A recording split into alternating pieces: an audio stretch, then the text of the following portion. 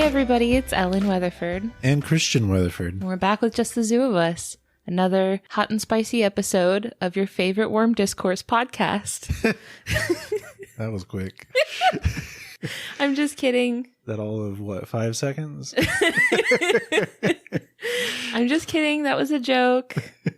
This will be the first and last time worms are mentioned in this episode. Okay. So if you're here because of that, I apologize. If you're not here because of that, I also apologize. But if you have no idea what I'm talking about when I say worm discourse, then I deeply, deeply envy you, and I highly advise you to keep it that way. All right. This is an animal podcast. It is. So we are, in actuality, we are your favorite animal review podcast where we take species of animals and we review them and rate them out of 10 in the categories of effectiveness, ingenuity, and, of course, my personal favorite, aesthetics. We are not zoological experts. We try to get information from reliable sources, including experts on topics. We do. We spend a lot of time doing our research and we make sure that it's good. Normally, I put up a poll on our social media platforms every week, but it's been a really weird week, and so I didn't do that this week. Sorry. Yeah. We handpicked both of our species this week. Yeah. I'd say I dropped the ball too, but I didn't even pick it up. So. You never had it to begin with. Sorry, guys. It was supposed to be my responsibility, but this has been a really weird social media week, so I didn't do it. Sorry. That's okay. I appreciate the freedom. Shall we? Go for it, babe. It's your turn. You're up first this week. Okay. So this week, I bring us golden moles, which was requested by Cassandra Martin and Miranda Lowry. Excellent suggestion. Yeah. But it was also part of a poll back in February that lost to the fennec fox. Oh, yeah, that's right. I forgot about that. Yeah. So this is a second chance. So right off the bat, golden mole actually refers to a family, Okay. not a specific species. So that family is Chrysochloridae. It consists of 21 different species, all golden moles. Are they all pretty similar to each other, or are they very diverse? They have all the same anatomy, basically, but with little differences here and there. Interesting. Yeah. So I'll be getting my information for this from the IUCN Afrotheria Specialist Group, found at www.afrotheria.net, and that's spelled AFROTHERIA. Very good. So, little moles. I think a lot of people have some idea of what we're talking about when we say mole. Now, see, I learned just pretty recently, actually, like within the last few years, that moles are much smaller than I thought they were. Yeah, and unfortunately, that's one statistic I don't have in my notes. That's okay. But like, they are pretty small. They're like smaller than like the palm of your hand. Sure. They're little. I used to think they were like cat sized. No. Not even close. No, they're little dudes. Yeah. No, since we are talking about a family, there is a bit of a range here of sizes, but around that magnitude, we'll say that. Little guys. It's like a mouse, maybe. Sure. But not rodents. Oh, they're not rodents. No. Oh, okay. I've already learned something. But I'll get into that later. So I just want to talk about what they look like real quick. So moles are mammals. These moles, some species have golden fur. That's the name. It varies from black to pale tawny yellow. Their fur has an iridescent sheen of coppery gold, green, purple, or bronze on the fur. It's so good. The coloration is different based on the species. It's shimmering almost. Yeah. Like in the light, it just when the light gets it just right, you get just a little mini rainbow. Uh-huh. It's really good. Their bodies are lozenge shaped. What? What does that mean? Like a throat lozenge? Think that. I'm feeling like there are much You uh, could say cylindrical, capsule-like, kind of like that. I don't know. football shaped maybe is what Sure. I'm thinking of. Yeah, around that. So when you say a lozenge, Yeah. like there are a few different shapes those could come in, right? Like this is a really bizarre descriptor. That's the one my source used. Elliptical, maybe? I don't know. Oval. They have pick-like claws on their front legs and webbed back feet. Webbed. Yeah. Are they doing a lot of swimming? No. I'll mention what they're used for later. Okay. And these moles have no external eyes, ears, or tail. Skip them. Don't need them. Extra bits. And they have a leathery nose pad. Oh. Yeah. So that's what they look like. They are found in sub-Saharan Africa, where they are endemic, mostly southern Africa. They're found in forests, woodlands, grasslands, and semi-deserts. And this all depends on the species, really. Okay. But quite some variation there. You know, when you said that they don't have ears, eyes, or a tail, that I now really get what they mean by lozenge shape. As in it is the shape of there it is. The shape of the lozenge and nothing else. Well, a little nose poking out in front, but yeah, and little feet. Yeah. But other than that, yeah, little cute upturned nose. Oh, it makes me think of the Who's from Dr. Seuss things. Oh yeah, like in the live action, the Jim Carrey Grinch movie. Yeah, where they have the little noses that poke up in the air. Or the wildly popular Mike Myers Cat in the Hat movie. Is wildly popular the word we want to use? It is with me. Masterpiece. Okay. Moving on. I will not comment on that. I want to talk about their taxonomy, which I found particularly interesting, which I don't come across very often, being interested by taxonomy. You're going to rile up the taxonomy community. Please don't bring the heat down on me. Not again. So like I mentioned, they belong to the Chrysochloridae family, which consists of the golden moles. And that name is derived from Greek, and it means green gold, which refers to the kind of iridescent coloration of its fur. Huh. They belong to the order Afrosoricida, means looking like African shrews. That's a great descriptor if you know what an African shrew looks like. Yeah. Now, that order also contains, in addition to golden moles, otter shrews, which are from equatorial Africa, and tenrecs, which are from Madagascar. I know of these small dudes. Yeah, they're pretty interesting too. They are. Some of them actually resemble hedgehogs. I like them. Now, the golden moles are different from some of the other moles out there. So there are two other kind of groupings of moles, and those are the true moles and the marsupial moles. Marsupial moles? Yes. Are they marsupials? They are. Whoa. Okay. So the true moles, which an example of that would be a European mole or a star-nosed mole, which you may have seen pictures of on the internet, the crazy nose. Unwillingly, yes, I've seen pictures of them. They belong to a completely different order and family. Okay. Same with the marsupial moles that are from Australia. They're even more distantly related. Yeah, marsupials split off from other mammals like millions and millions of years ago. So they're actually more related to other marsupials than they are to golden moles, for example. Sure. I didn't even realize there were like marsupial moles, so that's pretty cool. Yeah. But I can see that now that you say that. Yeah, because the other moles are placental animals, right? Well, maybe you didn't know that, but now you do. So yeah, interesting taxonomy going there. So we have what we call moles in different parts of the world, but they are not related very much at all. This is the problem that you get into with common names. Well, they develop a lot of features that are similar, but we've talked about that before. Was that convergent evolution, right? Where we have mammals in these different parts of the world that develop similar features. And for similar reasons. Yeah. But they're just not related to each other. But a good example of what makes them different from other moles, like the European moles, the true moles, they have tails, their claws look a little different. And plus, I think they actually have eyes that are externally facing. It's just... I think they do. Yeah, they're just teeny tiny. Yeah. Okay, effectiveness. I'm going to go with a 9 out of 10 for effectiveness. That's really good. Yeah. That's a good guy. They have a lot of things going for them.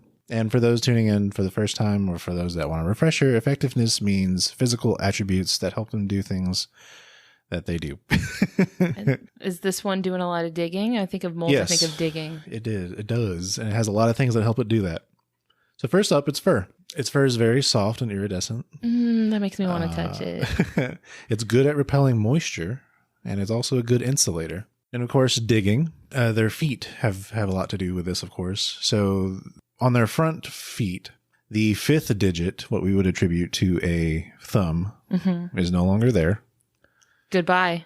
The outside digits of the four that remain are smaller, and then the two middle ones have kind of evolved into like pick-like claws. Oh. Yeah. Okay. There's a Pokemon that looks a lot like this.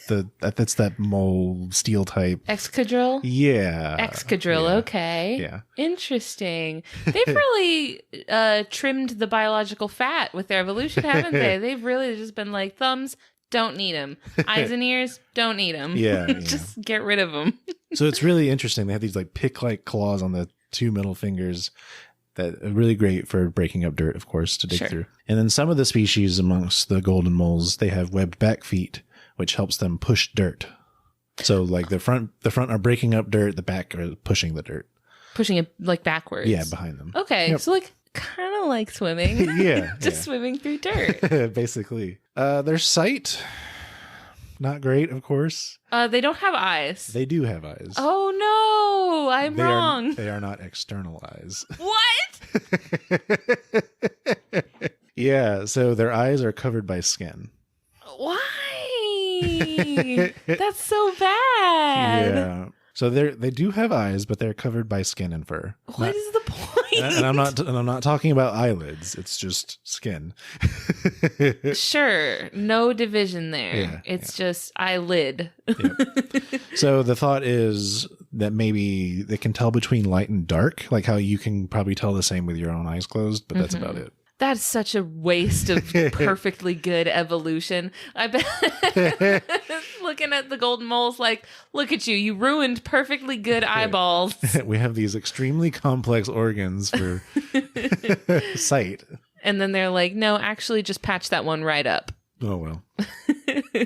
You know what this reminds me of? What? This reminds me of that thing that a lot of people did in like the middle of the 20th century where they had these beautiful hardwood floors in these old houses and then they like tiled over them with like cheap linoleum. You know what I'm talking about? Sure. That's what it reminds me of. Okay. So eyesight maybe not too big because most of these species of golden mole will spend pretty much all of their time underground. So maybe not that useful to have anyway. Yeah. Their hearing is pretty interesting. Some species have a highly developed middle ear that gives them sensitivity to underground vibrations and airborne sounds. Huh. Yeah. So they're like feeling sounds? Well, they have ear canals, but they don't have external ears. It's more like an ear hole. Okay. Yeah. But it is like an orifice of some sort. There's an opening. I mean, it's heavily covered by fur, but yeah, it's there. Huh. Very strange. So this goes along with that whole streamlined aesthetic, right? Sure. I guess if you're going to be tunneling through tight spaces, like you're going to be shimmying through narrow tunnels underground, you don't want things that could get snagged, like in the dirt. Like you want to kind of reduce your drag. Yeah. What's the word for being hydrodynamic but in dirt instead of water? I don't know. Dirt dynamic. I did learn a word that describes something that describes dirt that can be dug through. What's that? Or broken apart. What's that? Friable. Friable? Yes. That's not what I would have guessed that would have meant. Right. Based on the word. And my final point for effectiveness is their low metabolic rate. Combined with efficient renal functions, their metabolic rate makes it so that they have a reduced water requirement. So much so that most species do not need to drink. Like at all? Right. So they'll get moisture from their food. Okay. What kind of food are they eating? Insects mostly. Oh, wow. Yeah. Oh, all right. Yep. I'll touch on that here in a moment. I guess that makes sense. You said they live in the deserts, right? Some do. Okay. But others are in like woodlands and grass plains and stuff. Yeah. Huh. Yeah. Very cool. Our next category is ingenuity, which describes some smart biz. Clever things. Yeah. Strategies. Pro strats. Yeah. I'll give this one a 7 out of 10. Okay. For ingenuity. Decent. Yeah. So first of all, they are cryptic and trap shy. Trap shy? Yes. What does trap shy mean? They are hard to trap. Oh. Of course, that's mainly because of where they live and where they're usually found, right? Sure. Because you can't, put a dirt trap or something?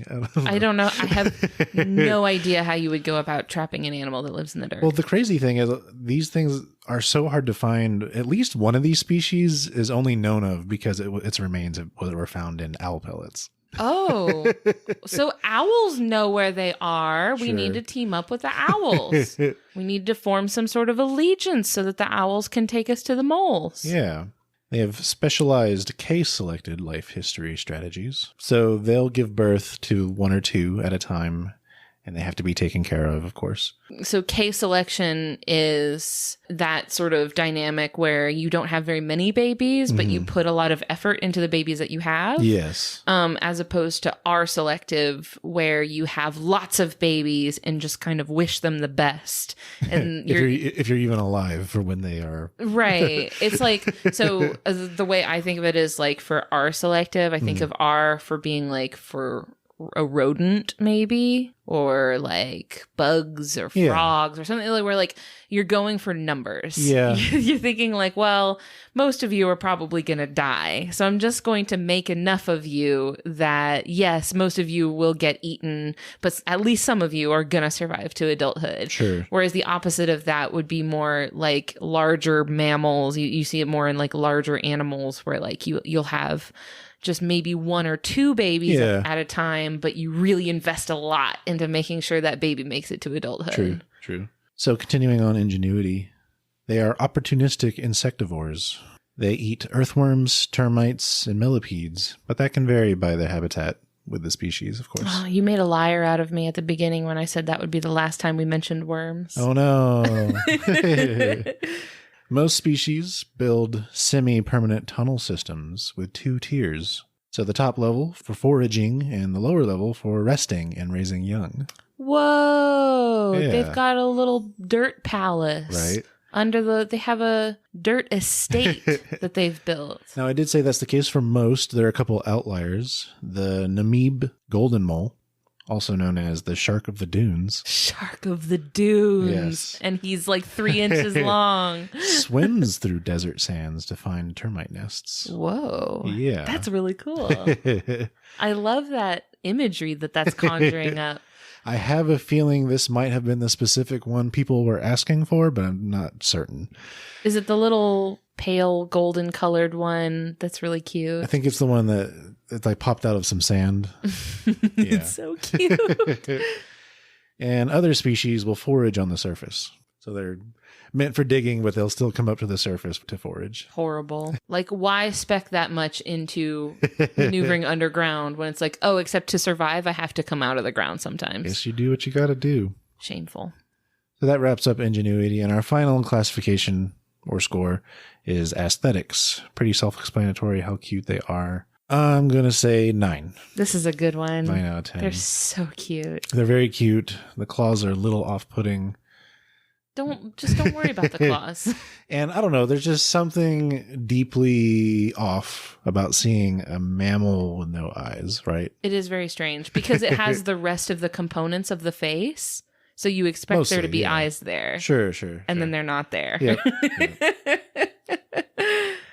It was like a dream where like, oh, the fur is covering her eyes. Let me just search for oh no, they're not here. But they're so, I mean, they look like a little, it's like a little furry jelly bean. Basically, yeah. They're so good. And they're shimmery too. Like when you get the light on their fur and it just shines. They're so pretty. Yeah. So that wraps up aesthetics. Very good. Just some miscellaneous information to wrap it up. I want to talk about their conservation status. So I mentioned there are 21 different species that are golden moles. 3 of those species are listed as data deficient. Oh. The others range from least concern to critically endangered. Oh, no. Yes. So lots of variance based on the specific species there. Sure. Oh, bless these Yeah. critically endangered golden moles. The main threats are loss of habitat from agriculture, infrastructure, urbanization, and quartzite mining. Quartzite? Yes. I don't know what that is. Oh, like QUART. ZIT. ZITE. Okay. I Yes. thought you meant court site, like the site of a court of some No. kind. Yes, tennis courts. We're coming for you, tennis community. And I also wanted to talk about where I got my sources from. So you may have heard me mention the term Afrotheria. Mm-hmm. Afrotheria refers to 7 groups of African mammals that have little superficial resemblance to each other. And these are elephants, sea cows, hyraxes, the aardvark, and sengis, or elephant shrews, and the golden moles and tenrecs. So it refers to those specific groups. Okay. All right. Now, my source, their mission statement is the IUCN SSC, which stands for Species Survival Commission, So the IUCN SSC Afrotheria Specialist Group facilitates the conservation of hyraxes, the aardvark, elephant shrews or singis, golden moles, tenrecs, and their habitats by 1. Providing sound scientific advice and guidance to conservationists, governments, and other interested groups. 2. Raising public awareness. And 3. Developing research and conservation programs. Okay, I like them. That's good. Go check out Afrotheria. Yeah, they're very interesting. Lots of field experts involved in that group. Oh, that's so good. They chose some interesting animals to focus on. Well, there's an interesting thought process in it, and it was a little complex for me to understand. But the idea is that these orders, they're so different from others, but they're not very big. So it wouldn't take very many species being extinct to completely wipe out a whole order. Okay, Yeah. that makes sense. Yes. They're kind of like unique. Just getting rid of millions and millions of years of history and evolution there. Yeah. Oh, bless them. Yep. These poor golden moles. I just love them so much. They're just so cute. Yeah. I like the idea of just getting rid of parts of the body that you just don't need anymore. You're like, this is not doing me any good. Goodbye. I don't need your tail. Well, we mentioned they don't have an external tail, but they do have the vertebra of what was once a tail. Sure. Inside them. Yeah. A lot of times when you see animals that have vestigial remnants of limbs that they no longer have, like when you look at their skeleton, you'll see where those parts used to be and now are no longer. So like in a lot of snakes, you can see a little vestigial little feet where they used to have feet and they don't have them anymore. Very cool. Yeah, that's really interesting. Good job, babe. This is a good animal. Thank you. You're welcome. We are able to continue making this podcast because of support from our friends on Patreon.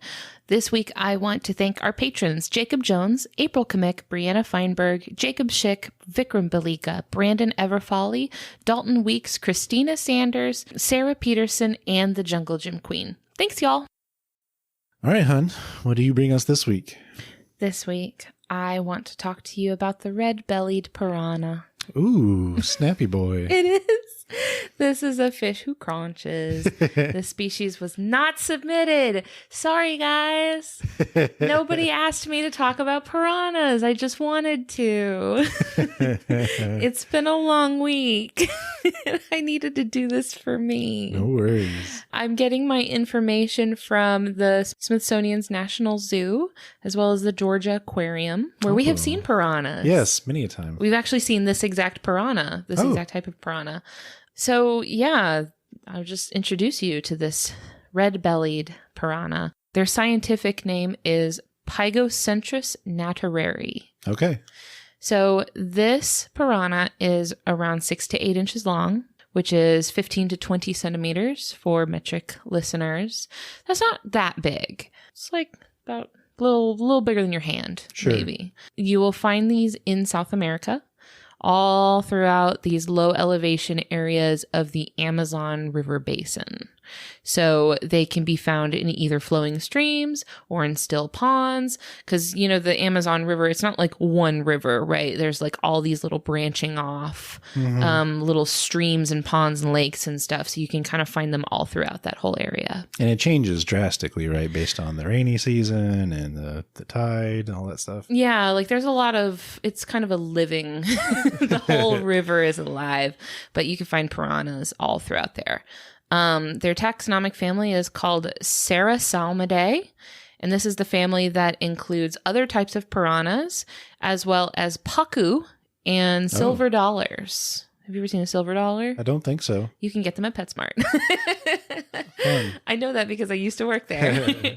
I worked there for a while, and you could go there and get little silver dollars. I did not know at the time that they were relatives of piranhas. The pacu, of course, is the... Yes, I do have a note in here about the pacu.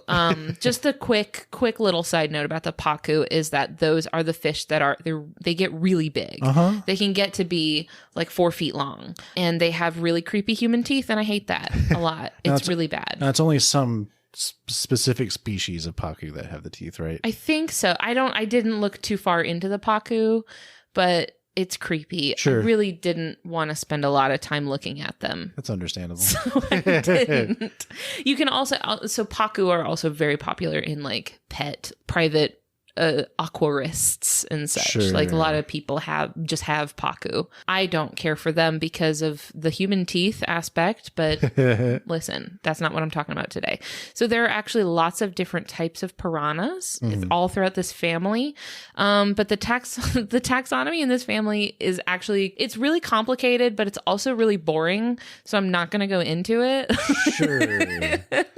Basically, like lots of things have the title of being a piranha. The criteria of what counts as a piranha are not very solid. Sure. Now, a lot of piranhas are vegetarian. This one is more omnivorous. It tends towards carnivorous, but it will kind of take what it can get when it gets hungry. So that's your introduction to a piranha. I didn't say this, but they're freshwater fish. I mean, I don't know if that needs to be said.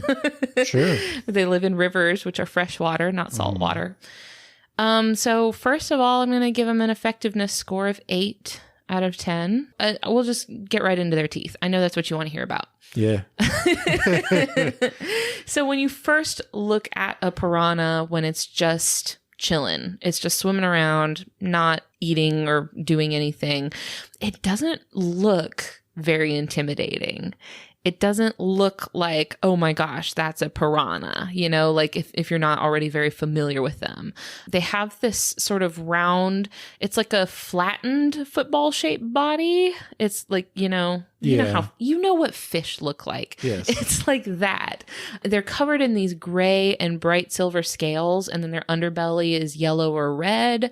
And their face is like thick.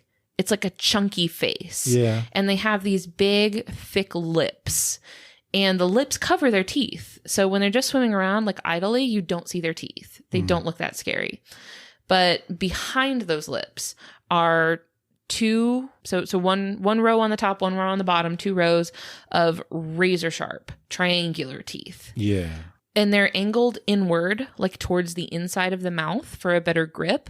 And also the lower jaw sticks out much farther than the top jaw. Mm-hmm. So the upper and lower teeth interlock with each other. So like they're windowed in such a way that it can totally close its mouth.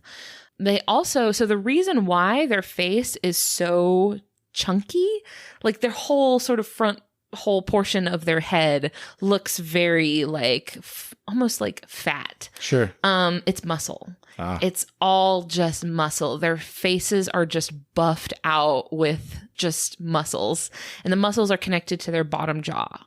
So they can get just like a ridiculous amount of force with their jaw. They have like some of the strongest bite force for their size of like any animal. I saw a lot of like studies comparing its bite force to like dinosaurs, to like T-Rex and stuff. Wow. Yeah. For their size, of course, like it's not going to be pound for pound. Like, it's not going to be putting out the same amount of, I don't know, what do you call that? PSI as a T-Rex, obviously, because they're little, but some serious bite force in those jaws. And they can, and sometimes they do, just eat straight up bone, like just chomp right on through it. Okay. They're extremely strong. Very, very not to be trifled with. And their teeth are insanely sharp. And their teeth are pretty big too. Mm-hmm. Like maybe when you're thinking of like a fish's tooth, like lots of fish have teeth, sure.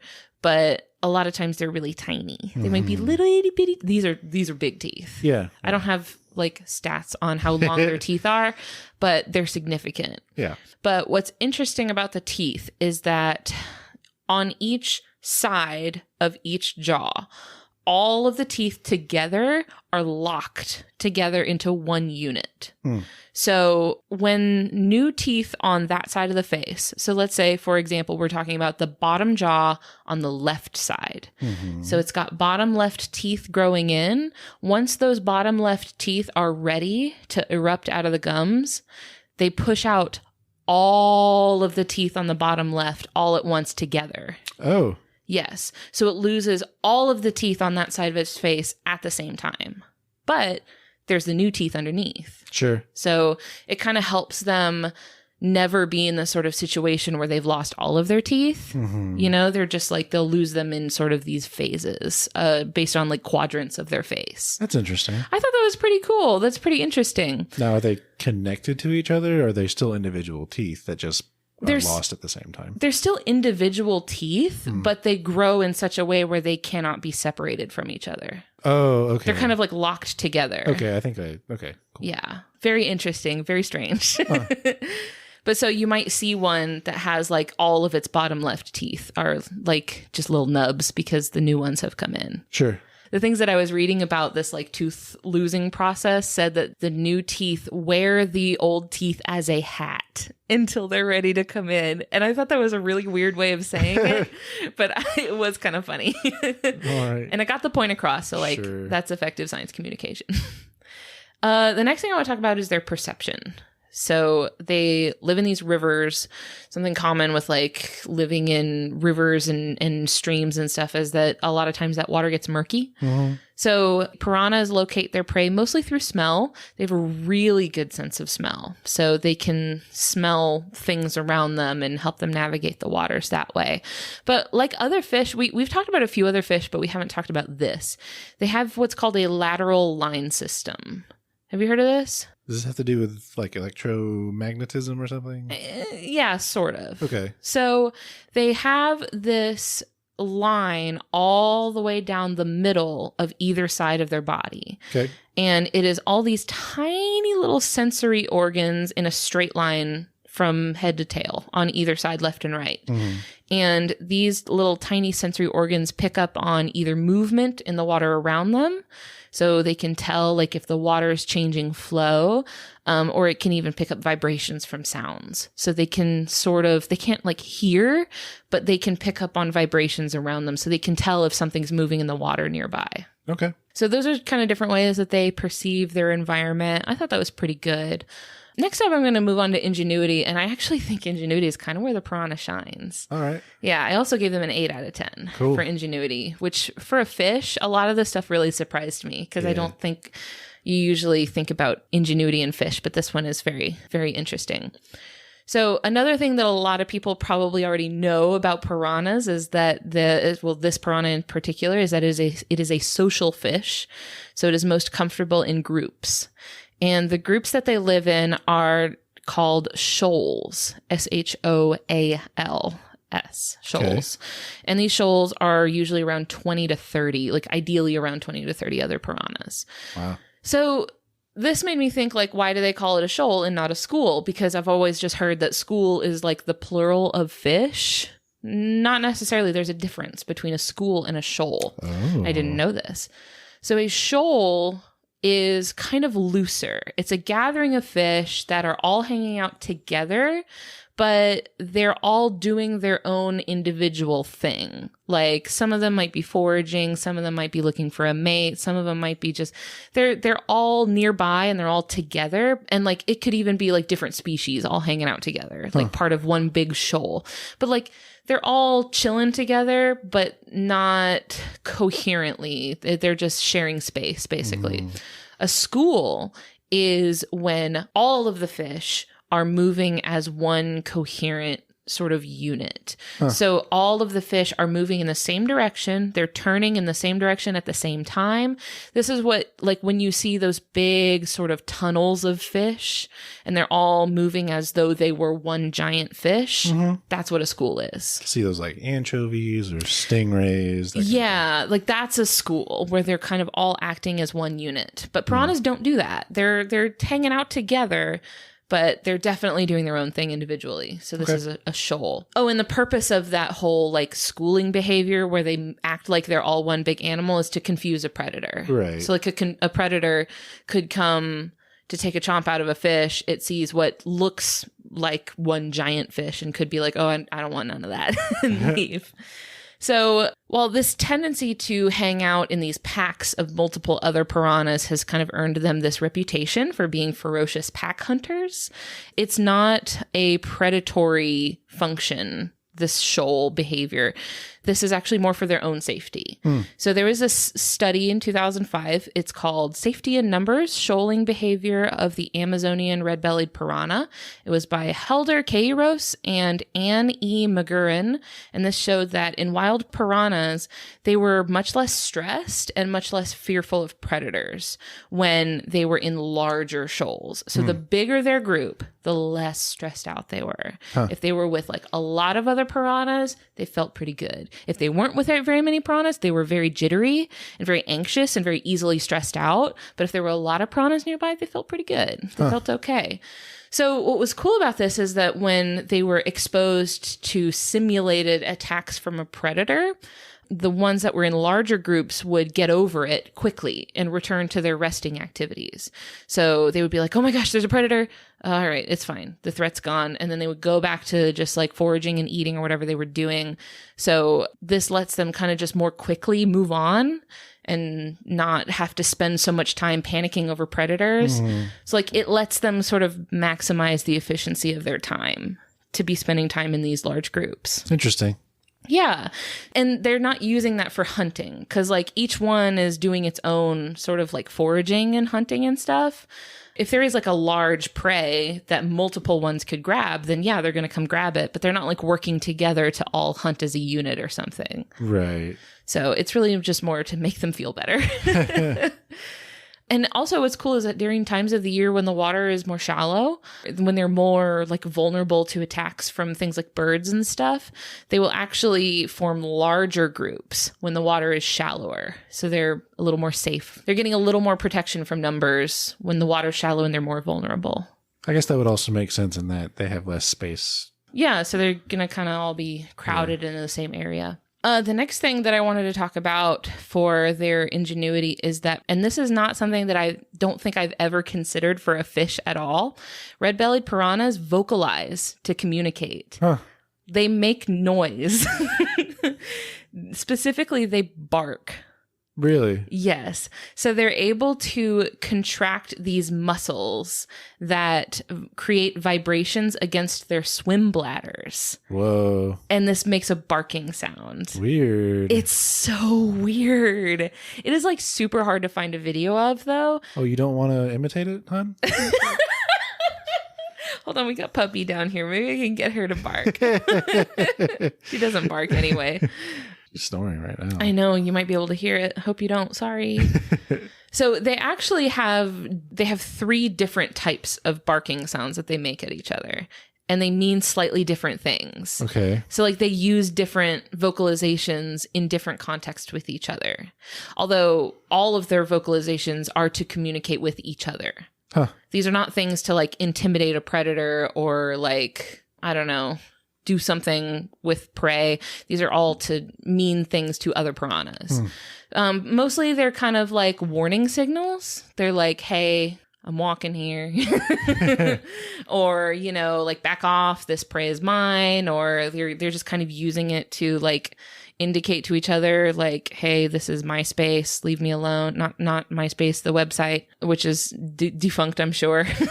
Thanks for that specification. I thought maybe people might think I was talking about piranhas on MySpace. And so they use these sounds to just kind of communicate with each other so that they can reduce like infighting with each other.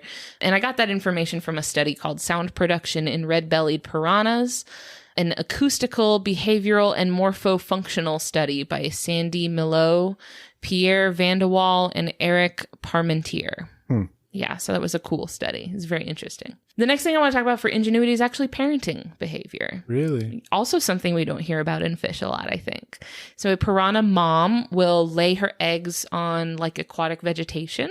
And then after dad comes by and fertilizes the eggs, both of the parents defend the nest. So they will swim in these circles around each other, which makes a really cool little like display where they kind of tightly like swim in sort of a yin-yang sort of pattern. They'll swim in a circle around each other, and then they'll kind of just like patrol the area to keep other stuff away from the eggs until the eggs hatch, which only takes a couple days. Wow. But still, the piranhas will chill out in that area and make sure that nothing messes with their eggs.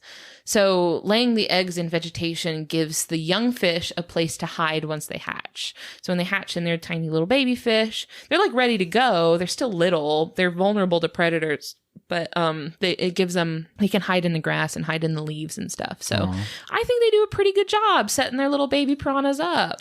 You know, a lot of other fish really don't go the extra mile like that. A lot of fish are just like, best of luck, here you go.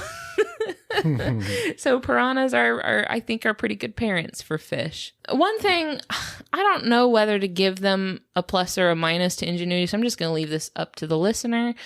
When food is scarce, piranhas will turn on each other and they will cannibalize. They're fair game. It's not like maybe like a praying mantis, right? Where like any conspecific is just as viable a meal, but if they're hungry, they will go for another piranha. They'll definitely try it. And the last point I gave them for ingenuity, I couldn't really find a lot to back this up, but I did hear that it had been documented that piranhas have been known to chill out in streams.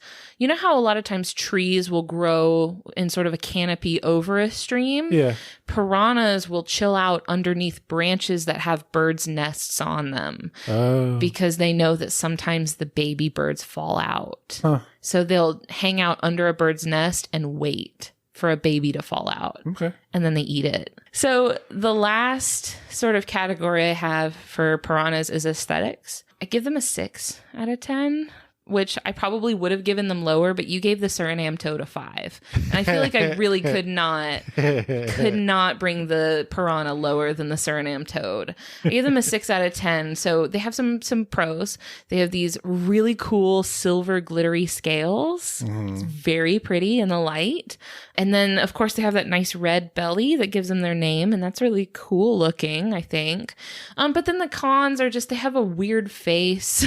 They've got that big jutting underbite, like their lower jaw sticks out really, really far, and then they have like these nightmare teeth that are really terrifying if you see them. And then there's just their coloration in general is kind of drab, which I think you see a lot in freshwater fish. Sure. Just kind of like earthy, dark colors. But yeah, so 6 out of 10. They're not that bad. They're not ugly. They're not horrible, but nothing beautiful, I think. Sure. They're not super beautiful anyway. So to bring things to a close for the piranha, I do want to talk about their popular cultural reputation. So piranhas have gathered a lot of pop culture attention from their reputation as being these really bloodthirsty killer swarms. Yeah, right? Like dip a cow in the river, comes out a skeleton. That there's something specific about that, Sure, actually. Sure. But like the idea is like, oh, don't even step in the Amazon River because you'll get immediately chewed to death by piranhas. Like don't stick your finger in because you'll lose your finger because of the piranhas. Sure. So this reputation for ferocity is thought to have come specifically from United States President Teddy Roosevelt's book. He wrote a book about these experiences he had on an expedition that he went on through the Amazon rainforest. And this book was titled Through the Brazilian Wilderness, and it was published in 1914. Right. This was his description of piranhas. I am quoting U.S. President Teddy Roosevelt. They are the most ferocious fish in the world. Even the most formidable fish, the sharks or the barracudas, usually attack things smaller than themselves, but the piranhas habitually attack things much larger than themselves.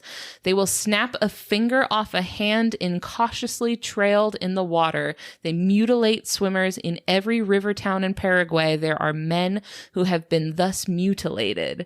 They will rend and devour alive any wounded man or beast, for blood in the water excites them to madness. He's not pulling any punches on this piranha. He is really digging in here. He's painted a vivid picture. So this description specifically was prompted by one incident in particular in which Roosevelt had witnessed piranhas devour a cow. Oh, okay. Where the Brazilian guides that were kind of like taking him on this expedition pushed a sick cow into the river, and the piranhas quickly devoured it completely. However, the real story behind this incident is that prior to his arrival, the Brazilian guides that were coordinating his trip, they wanted to put on a show. Okay. They really, really wanted to. It wasn't made clear to me whether they were doing this to mess with him or just doing it to maybe try to impress him. like maybe just give him something to write about in his book. But they definitely wanted to make this point about these piranhas. So what they did was they set up nets and isolated that stretch of river that they were coming up on. And then they caught piranhas from elsewhere in the river and put them into this isolated area in the nets. Mm-hmm. So basically just like saturated this small area with tons and tons of piranhas. And then they put nothing else into those nets. So the piranhas were starving and they were getting hungrier and meaner. Right. And so they were, completely starved. So then to prove to Roosevelt how vicious the piranhas were, they pushed a sick cow that was already bleeding. Mm-hmm. So I saw something that said they actually slashed one of the cow's udders to make it bleed. But then another source said that the cow already had some bleeding as like part of its illness, that it was already like having some like blood issues. Anyway, the cow was already sick and dying and bleeding, so they pushed the cow into the river, and that was what set off the piranhas, which had been starved for like, I don't know how long, but they were extremely hungry. So obviously, this is not a normal situation for piranhas to be in, but nobody told Teddy Roosevelt that. So all he sees is a cow walk into a river, and it is instantly eaten alive. Well... So that's the true story about the cow situation. So yeah, so really just they were already in a situation they shouldn't have been in, and it wasn't natural, like it wasn't the way that piranhas normally act, and that it was not a good first impression, which is not the piranha's fault. So since then, obviously, the piranhas have been the subject of horror movies depicting them as these vicious killers. Yeah. Wikipedia lists the following pages in the category films about piranhas, which I will list with their IMDb score. Okay. Which is out of 10, by the way. So I will give a number, and that is its score out of 10, with 10 being the highest quality of movie. I'm going to be surprised if any of these break 5. Do they? One of them. 2 of them do. Up first, Killer Fish, 4.1. Mega Piranha, 2.4. Wow. Piranha, which was originally made in 1978, which got a 5.9, remade in 1995 with a score of 3.9. It went down by 2 points. Piranha 2, The Spawning, 3.7. Piranha 3D, which received a 5.4, that came out in 2010. And then, of course, Piranha 3 Double D. You know of this one, surely. What is the rating on this movie? Out of curiosity. Like the IMDb score? Or no, like rated R. Oh, it's definitely rated R. It's definitely rated super R. And the Piranha 3 Double D is a reference to what you were assuming it is a reference to. And that received a score of 3.7. And then finally, Piranhaconda, which received a score of 2.9. Do you want to guess what Piranhaconda is about? It surely isn't a hybrid between an anaconda and a piranha, is it? It is a hybrid between a piranha and an anaconda. So is it an anaconda but with a piranha for a face? Yes. What? So that was what I gathered from the poster for the movie that was on the IMDb website. Oh, and there's 2 of them. There's like 2 piranha anaconda hybrids. So guys, I don't know if y'all know this, but piranhas are fish. Anacondas are snakes. Uh-huh. Snakes are reptiles, which are not fish. Whoa. I don't know who wrote this movie or who approved it to be made, but my B movie list has just suddenly expanded. So yeah, the highest rated of all of the piranha movies is 5.9 out of 10. Cinematographic masterpiece. I know. Yeah, so that's our little bit of myth busting, I think, for this episode, is that piranhas cannot hybridize with anacondas. I'm so sorry to disappoint. Yeah, that's the myth bust. So in real life, under normal circumstances, piranhas are not nearly as aggressive as they're made out to be.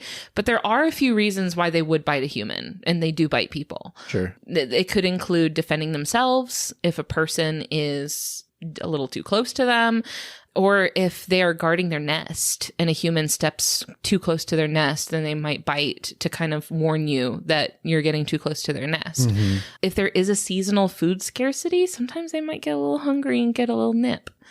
But so it's thought that these piranha bites on humans occur around a few hundred times per year. It's not very thoroughly documented because a lot of times there's just a bite and then people go on about their day and it's not that big a deal. Right. Because it's really not the sort of thing you need to go to the hospital about. They're typically just small nips, and if you do get a wound, it's pretty minor. It's really not that big a deal usually. I could not find any documented cases of piranha bites causing a human fatality. Sure. But often when humans drown or otherwise die and their bodies find their way into these rivers where piranhas live, yeah, they're not going to pass up a free meal. Like, they're definitely going to go for it. Right. So a lot of times what will happen is someone will drown in the river, or someone will die and fall into the river. And then when the body is retrieved, they will see all of these piranha bites on the body. Mm-hmm. And then it will be reported as like, this person died because they were eaten by piranhas. Sure. But actually, they were already dead. Yeah, it's the equivalent of saying, whoa, this person died because of all these fly maggots. Yeah. Yeah. So fly maggot infestation that turned fatal. Yeah. So yeah, like, they're not going to pass up a meal. They now, that's not to say that they're totally harmless and they're not going to bother you. Yeah. You know, like, they could get you. You still want to be careful around them. But if they do get you, it's really not that big a deal. They'll probably just take a nip and swim away. They're not going to swarm you. Like, you don't have to worry about them coming and, bringing their whole posse and coming to take you down. They really don't care that much about you. But I think context is important too, in that piranha is far from being the only dangerous animal in the Amazon River. Oh, there are way worse things that you need to worry about. Yeah. The piranha is lower on your list of concern. And that's not to say that they're to be underestimated. They are legitimately very strong. They have very sharp teeth. I don't know. It's like, part of me wants to be like, oh, you're afraid of them for no reason. It's all hype. They're not really that serious. But they really do pack a serious punch. Yeah, like, they can do some real damage if they want to. But like, not at the level that it was portrayed. Like, I think the perception was, if there is any amount of piranhas in a body of water, if you go into that water, you come out a skeleton.